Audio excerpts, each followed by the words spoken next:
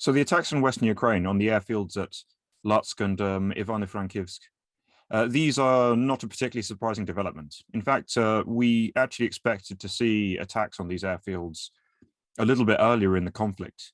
Now, the Ukrainian Air Force is operating from Western Ukraine, away from the bubble of the Russian air defense network. So it makes sense that the Russians would try and strike these air bases and further constrain the Ukrainian Air Force's ability to operate.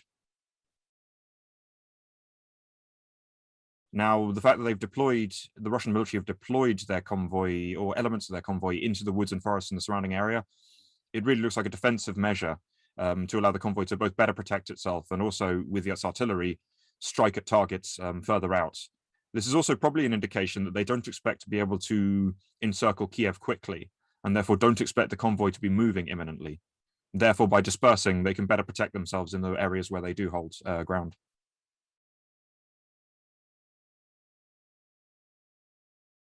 So the approval of volunteers from the Middle East by the Putin administration is, it's probably driven by a variety of factors. Firstly, the Russian military has committed a lot of its forces to Ukraine. Now, these have taken significant numbers of casualties, and the Russian military is currently trying to backfill some of those casualties with personnel drawn from other units elsewhere in the Russian Federation. So just from a numbers front, it's a move that makes sense from them. However, there are also issues with the sort of questions around the willingness of Russian personnel to fight against Ukrainians, given the sort of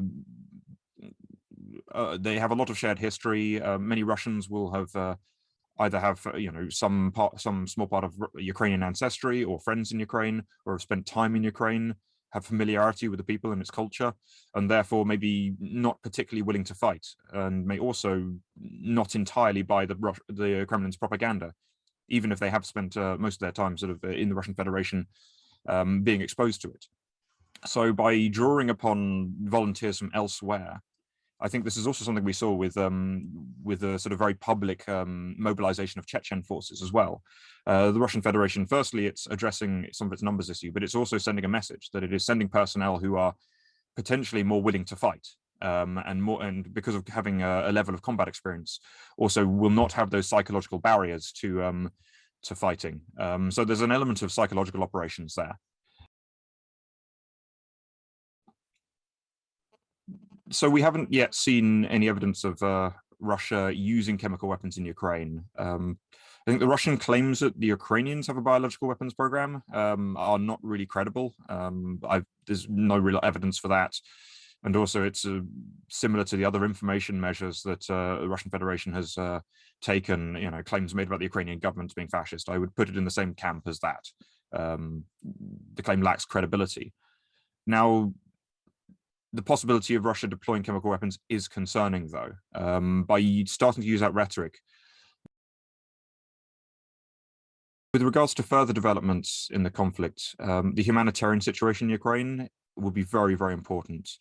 Because the Ukrainian civilian government did not believe that the war would start until probably less than a week before Russian troops moved across the border, Ukrainian civil society didn't mobilize. And also the government did not build up supplies of food in cities. Now, this is pretty critical. The government is investing heavily in urban defense to keep Russian forces from controlling their population centers.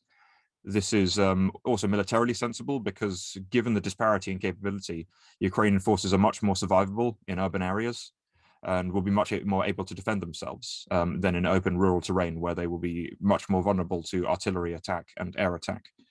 However, because of the lack of prior buildup of food supplies, if the Russians are able to encircle cities such as Kyiv and Kharkiv successfully, these cities may not be able to hold out for long.